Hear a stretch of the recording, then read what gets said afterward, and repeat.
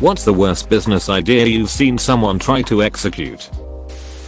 Can't believe no one mentioned that guy who went on Shark Tank to pitch a Bluetooth earpiece that you got surgically implanted in your ear canal that you charged by sticking a needle in your ear while you slept. Somebody thought it would be a good idea to open a dance club in my northern Canadian city with a dress code. 90% of the population is tradesmen and miners who only own car huts and hives. Needless to say, it shut down within 6 months. In about 2005 my friend's dad tried to start an arcade in a small town just outside walking distance from a school using beat up second-hand machines. To get there from the school you'd have to walk by an established larger arcade that also sold food. Edit for the actually crowd. I guess it was walking distance, just not a convenient walking distance. Sorry for poor wording. Top for me has got to be a client of a design firm I used to work at. He was a trucker. His wife was a trucker. He wanted to make a sanitary pad that wouldn't need to be changed. Imagine a pad with a little line running down to a microvacua strapped to your leg, exhausting into another leg bag. Basically a pad that sucks the juices into a bag you can chuck in the trash later. Edit just to be clear, this was specifically a menstrual pad you are meant to wear for days at a time. There was a bar that opened up in my city and their entrance was hidden. They did a news story and they refused to tell the paper where it was actually located. To everyone's complete surprise, they only stayed open for a couple of weeks. The last hidden bar I went to had someone standing outside the hidden entrance, and if you looked confused enough, they'd walk up to you and go you looking for the hidden bar and open the door for you. The venue at least had signs and they are listed on the webpage. Context: I live in Las Vegas. When I was in my 20s, I was hired by a man who wanted to build me space for strippers. His goal was for the men on the site to pay him to follow their favorite strippers and know what clubs they were dancing at and when. He shut the project down after months of paying me when he found out that no stripper would sign up for it. A lady opened a Southern soul food buffet in my city. It was incredible.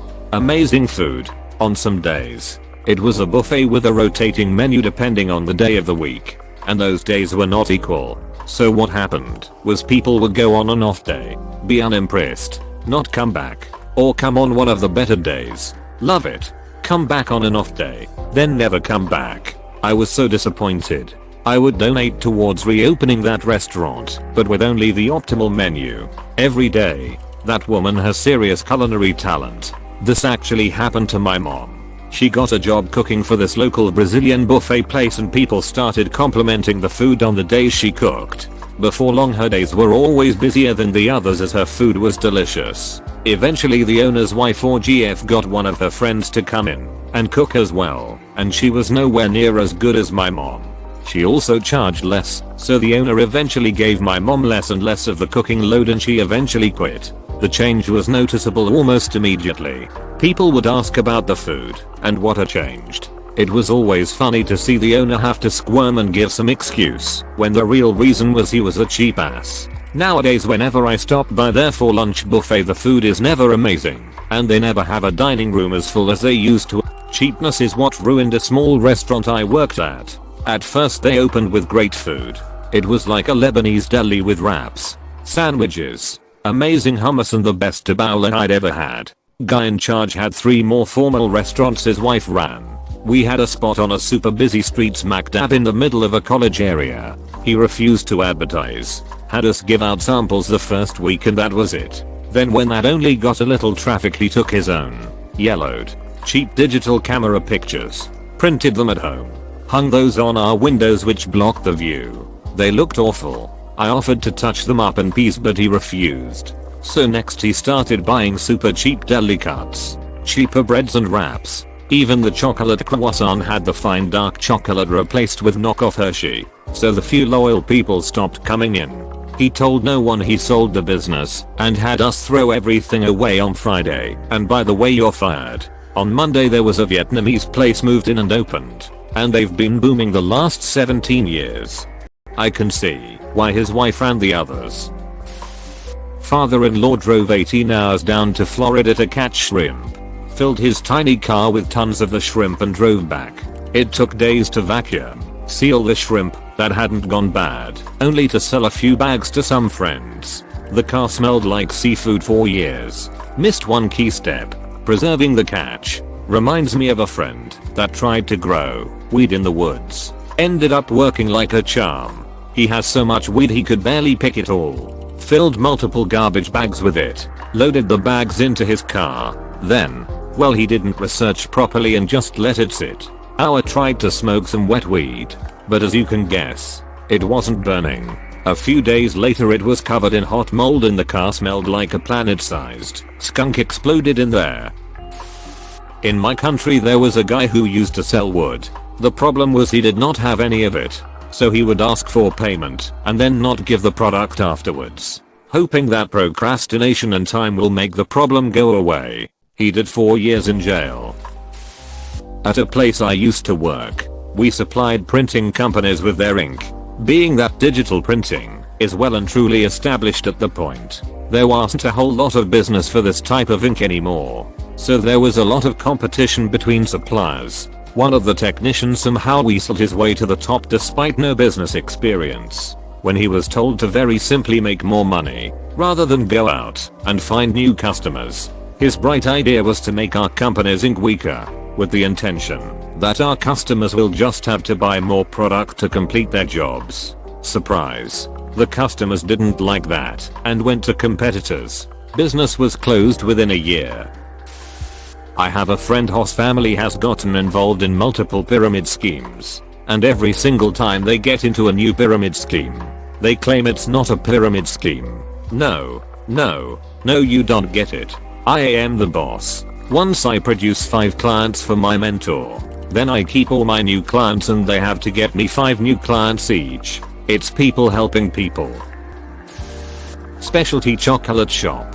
It only sold the exact same standard candy bars as any supermarket, but with less of a range, and at 4 times the price. I asked the manager if he had Lindt chocolate balls upmarket, but well-known product, and he said, what are those? Also, there was a supermarket 2 doors down.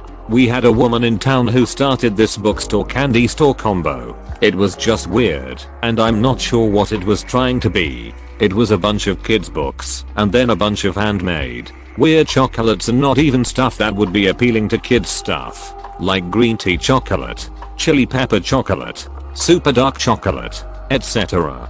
There were tables to eat the chocolates, but then you couldn't look at the books, because your hands would be dirty. The whole thing was just bizarre. Strangely, it stayed open for a year. In fairness, the lady who owned it was truly a sweetheart. People loved her. She was an older, super kind, super chatty lady, but the business was, well, not sustainable. When I was in high school, one of my friends wanted to start a little coffee shop hot chocolate stand with a cuddle corner and free hugs for anyone who wants them. She offered jobs to our other friend's ex. The idea was that this little business would be operated and staffed by high schoolers. She failed to see the issue with having 16-year-old girls required give free hugs to customers or having to staff the cuddle corner. One time many years ago, my friend and I were in line behind a woman who had a shirt emblazoned with the word taint.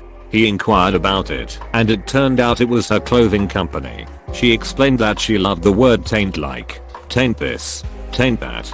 He explained the popular meaning of the word to her, and her face dropped. I was mortified, but he probably did the right thing. There was a guy in my town that opened a business that was the equivalent of a brick and mortar version of Craigslist or newspaper classified ads. It was a unit in a strip mall with bulletin boards. You paid to put an ad up and other people came to look at the ads with a small picture. This was after Craigslist existed, not some pre-internet thing. There was no actual merchandise in the store, just crappy pictures of stuff with the contact info. It wasn't even a high foot traffic location. You had to maneuver through a busy intersection, park and go inside to look at a bulletin board. It went under, and he tried to blame the landlord because he couldn't get a sign permit for the end of the building, even though he had 2 other signs. One of the younger dudes in my karate class was going to start a handyman business. 24H. Anything needing to be done, anywhere in our district. Sounds good. You gonna get a loan and buy a used truck and get some tools, and you never have talk time on your phone. So will you get a landline 2006? So not super outlandish. No, I'll go on my bicycle and I'll just use the tools they have and they can email me when they need service. Right, because when I have water spraying out of my geyser through the ceiling at 3 AM I'm going to email a dude on a bicycle to come fix it using all the tools and the ladder I don't own. Someone in my neighborhood opened an artisan hot dog restaurant called Everyone's Frank about a decade ago. My dad and I went in once at about 6 PM on a Saturday. We were the only customers, so the owner who was working the register chatted us up. He talked about his plans to expand the business to about 15 locations, which was completely delusional. He also talked about how much he spent on the interior at Essen, which was pointlessly fancy. The hot dogs cost $9 and tasted terrible. We never went back, and the place was bankrupt within 6 months. My dad always said they'd gone bankrupt. A loudmouth drunk, supposedly an ex-NFL player from way back, opened a fancy pizza place across the street from the small town's old favorite normal pizza place. It was a pretty obvious attempt to put the old place out of business and corner the lucrative small town pizza market. The owner of the new place would get hammered and walk around to random tables to schmoz. He would loudly hit on the ladies in front of their dates. It had really good pizza, but his was horribly overpriced and the portions were tiny. It went out of business pretty quickly. I volunteered at the start of COVID for a charity shop. They sold clothes. We got a lot of great merch in, but we had limited space. I suggested that we cycle the stock by seasons, as in, summer clothes got put out straight away, but sellable winter clothes got put upstairs to be sold in winter. The manager did not like this idea, except that 90% of the stock was winter wear. That spark joy thing really hit home. So our entire shop was filled with woolly sweaters and Ugg boots in May. Suffice to say, they went out of business. Reminds me of this retail disaster. After paying a £700,396 million for Homebase in 2016, and then launching a $700 million rebranding, Westfarmers took a $1 billion write-off this year, admitting it bungled the takeover with basic errors like failing to stock its stores for the chilly UK winter. Like several other Australian companies, Westfarmers failed to replicate its domestic success in the UK by misjudging that market. And the failed deal raises questions about the company's new strategy of divesting Coles to pay for higher growth investments. Westfarmers made several self-induced blunders with Homebase, including dropping popular lines for kitchens and bathrooms and underestimating winter demand for a range of items from heaters to cleaning and storage. CEO Rob Scott said in February this year, the Australian owner of Homebase has sold the DIY chain for $1, ending its disastrous foray into the UK. Westfarmers paid $340 million for the retailer 2 years ago, but losses and other costs will bring its total bill to about $1 billion. The Australian firm thought they could show the Brits how to do DIY. So confident, they immediately sacked Homebase's senior management team.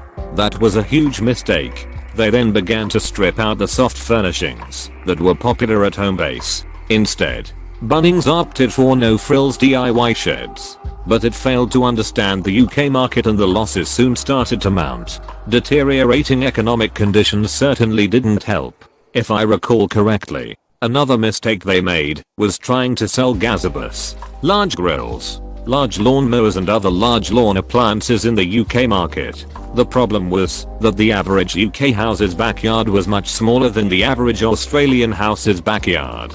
There was also the Masters Home Improvement retail chain in Australia that failed, and one of the factors was that their inventory system was tied directly to the US-based Lowe's. As it turns out, Australia and the US have opposite seasons due to being on the opposite hemispheres, so they had to stock winter inventory during Australia's summer, and summer inventory during Australia's winter. I've never expected a bureaucratic failure sink a company that hard, but I'm also not surprised to see a company use a system that ignores the laws of physics.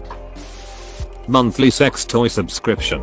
You would get a different sex toy each month, which is an okay idea I guess.